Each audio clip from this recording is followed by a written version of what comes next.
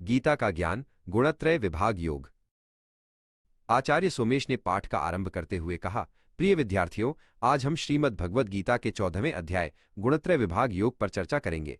ये अध्याय हमें बताता है कि संपूर्ण संसार और हमारा स्वभाव 3 गुणों से निर्मित है, सत्व, रज और तम। ये तीनों गुण प्रकृति से उत्पन्न होते हैं और अविनाशी जीवात्मा को इस नश्वर शरीर से बांध देते हैं। वेदांत ने पूछा, आचार्य जी, क्या ये गुण अदृश्य जंजीरों की भांति कार्य करते हैं? आचार्य जी ने उत्तर दिया, हाँ वेदांत, तुम इसे ऐसा समझ सकते हो। सर्वप्रथम सत्व गुण के विषय में सुनो। सत्व गुण अत्यंत निर्मल, प्रकाश देने वाला और दोष रहित होता है। यह मनुष्य के भीतर सुख और ज्ञान के प्रति लगाव उत्पन्न करता है। प्रज्ञा ने हाथ उठाकर पूछा, आचार्य जी, क्या सत्व गुण प्रधान होने पर मनुष्य सदैव प्रसन्न रहता है? आचार्य जी ने सहमति में सिर हिलाया और कहा, निश्चय ही, सत्व की वृद्धि होने पर बुद्धि में विवेक का प्रकाश फैलता है। वेदांत ने रज गुण के विषय में जिज्ञासा की। आचार्य सोमेश ने समझाया, वेदांत, रज गुण राग और तृष्णा से उत्पन्न होता है। ये मनुष्य के भीतर असीमित कामनाएं और आसक्ति जगाता है। जिस व्यक्ति में रजगुण की प्रधानता होती है, वो सदैव कर्मों के फल की इच्छा में लगा रहता है और अत्यंत चंचल रहता है। वेदांत ने विचार करते हुए कहा, अर्थात अत्यधिक दौड़ धूप और अशांति रजगुण के लक्षण हैं। प्रज्ञा ने पूछा, आचार्य जी, फिर तम गुण क्या है? आचार्य जी ने स्पष्ट किया, तम गुण अज्ञान से उत्पन्न होता है और समस्त प्राणियों को भ्रमित करता है। ये मनुष्य को प्रमाद, असावधानी, आलस्य और अत्यधिक निद्रा की ओर धकेलता है। तमस प्रधान व्यक्ति कर्तव्य से विमुख होकर अंधकार में पड़ा रहता है। प्रज्ञा ने दुख प्रकट करते हुए कहा, तब तो ये गुण मनुष्य की उन्नति में सबसे बड़ी बाधा है। वेदांत ने प्रश्न किया, आचार्य जी, क्या ये तीनों गुण हम सब में एक साथ रहते हैं?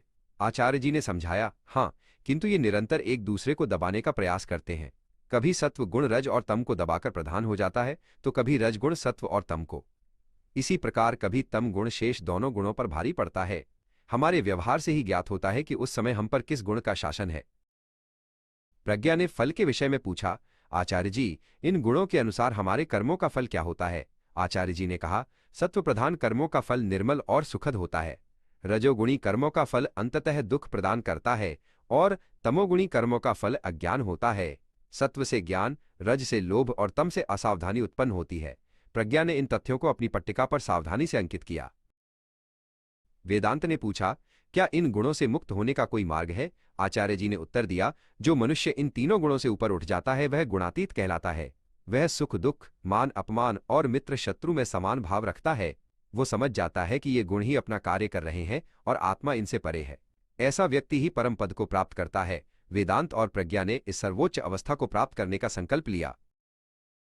विद्यार्थियों, इस अध्याय का ये मूल श्लोक सदैव स्मरण रखें। आचार्य जी ने कहा, सत्वम रजस्तम इति गुणाः प्रकृति संभवाः निबध्नन्ति महाबाहो देहे देहिनमव्ययम्। 5 हिंदी अनुवाद। हे अर्जुन, सत्व, रज और तम ये प्रकृति से उत्पन्न तीनों गुण अविनाशी जीवात्मा को इस शरीर में बांध देते हैं। आचार्य जी ने समझाया कि इन गुणों को पहचानना ही इनके बंधन से मुक्त होने की दिशा में प्रथम चरण है।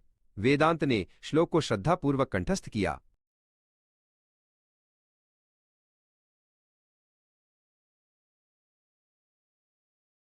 अब आपकी बुद्धि की परीक्षा का समय है, आचार्य जी ने मंद हास्य के साथ कहा। विद्यार्थियों, इन प्रश्नों के उत्तर दें। 1. प्रकृति से उत्पन्न होने वाले 3 गुण कौन कौन से हैं? 2. सत्व गुण के प्रधान होने पर मनुष्य के भीतर किसका प्रकाश फैलता है? 3. रजगुण मनुष्य में किस प्रकार की आसक्ति उत्पन्न करता है? 4. प्रमाद, आलस्य और निद्रा किस गुण के लक्षण हैं? 5. जो व्यक्ति तीनों गुणों से परे हो जाता है उसे क्या कहते हैं? वेदांत और प्रज्ञा उत्साहपूर्वक इन प्रश्नों के समाधान पर विचार करने लगे।